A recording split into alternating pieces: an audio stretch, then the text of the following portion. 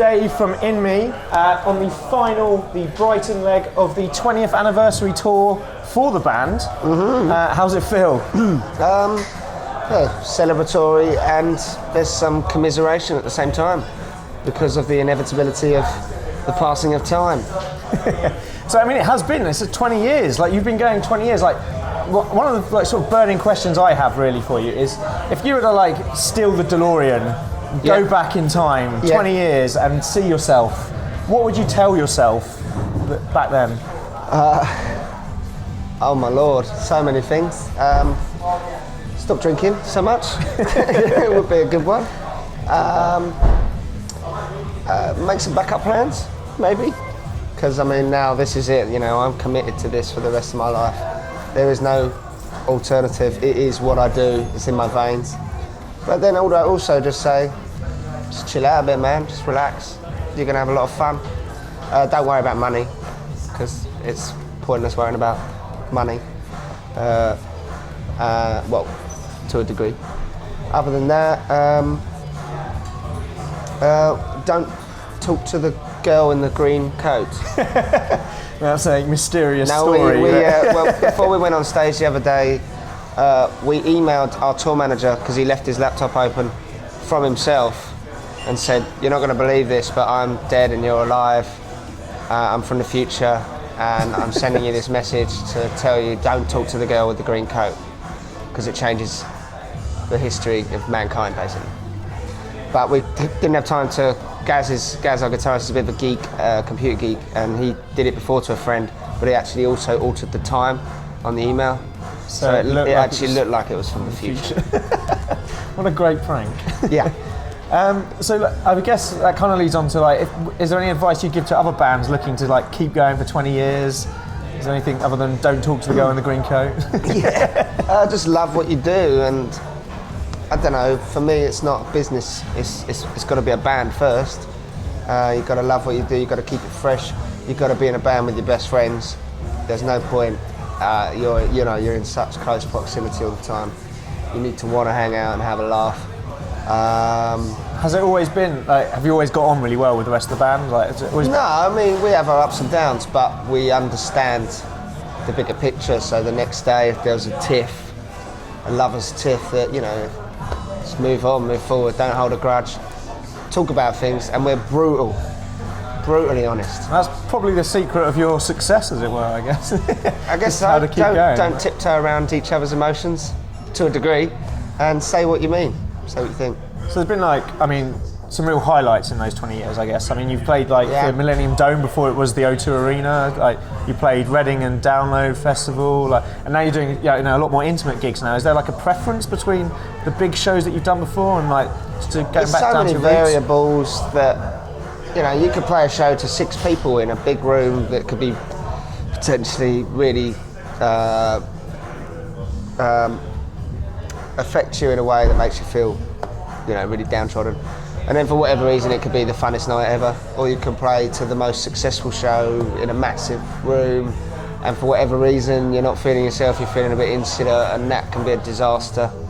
So it doesn't matter. There's so many different things that make a great gig. Tonight's going to be a cracker because everything's on our side. It's the last day. It's Brighton, Gaz's hometown. It's done pretty good pre-sales. So it's a small, sweaty room. I'm pretty sure tonight's going to be a cracker. Brilliant. So, I mean, we're hoping it will be amazing tonight. And then what happens next? What's the next step for InMe and yourself? We're going to see what pops up. We want to support. We haven't done a big support in a while, so we can steal someone else's fans and play some bigger venues with a bigger band. Any ideal, I sent about 15 ideas to my booking agent.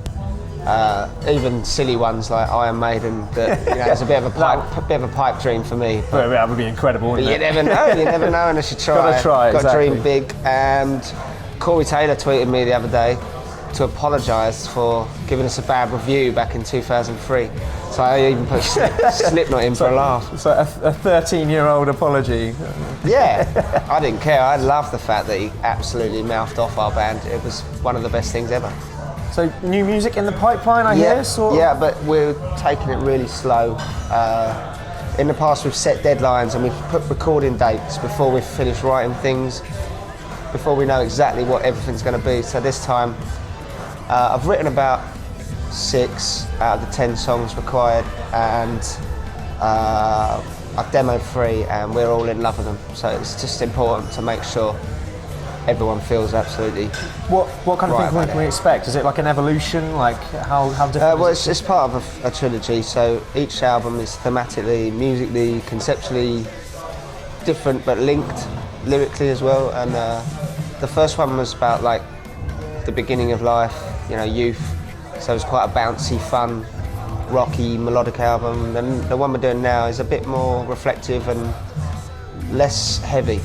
So it's quite challenging for us because some of our fans will just expect riffs. Yeah. You know, so we need to win those over just because the songs are so strong. Yeah. So it's just very focused songwriting, trimming all the fat, very melodic, and it's my favourite stuff we've ever done actually. I'm 34 now, so I'm not writing the sort of stuff I was writing in my teens. So it's exciting. Yeah, exciting catchy. Yeah. It's kind of poppy, but it's quite mature and a little bit dark. But yeah, and we've got a couple of surprises, but we can't say anything right now. Fair enough. I won't push. one of them's a big one. Oh, brilliant! Yeah. Well, we look forward to hearing from it. The last question I've got for you actually is: so when we do this interview again in 20 years' time, yeah, what are you going to be saying? Do you reckon? Well, I'll probably be lower. I don't know, man. I'll be like even achier. I fell over on stage 2 nights ago and it's done me in. So 20 years from now, I mean, I don't like to look that far ahead, but who knows? I will look terrible. Yeah, we have one of those like robot limb, like one of those robot exoskeleton supports. Maybe I'd have done a bit of work. Maybe I'll lose a couple of teeth by then.